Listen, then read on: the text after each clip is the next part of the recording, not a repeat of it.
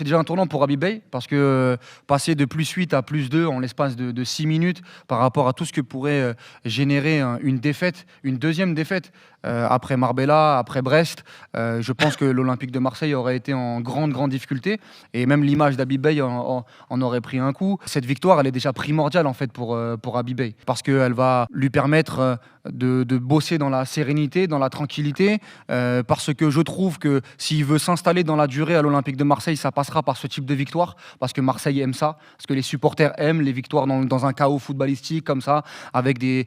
retournements de situation. On parlait d'une équipe de l'OM qui se faisait rejoindre, là c'est une équipe de l'OM qui réagit en prenant un but d'entrée et en perdant 2-1 à la 83e minute. Moi je pense que ça, en termes de publicité même pour son vestiaire, c'est une très bonne chose par rapport aux conditions de son arrivée. Quand il arrive, pourquoi il vient à Marseille, à Rennes, ça n'a pas bien pris en termes de management, même si les résultats bruts étaient bons, il était dans les clous, on n'a pas été conquis dans le jeu. Je trouve que cette victoire-là, avec ses retrouvailles en plus au Vélodrome par rapport à son côté ancien joueur, sur Ligue 1+,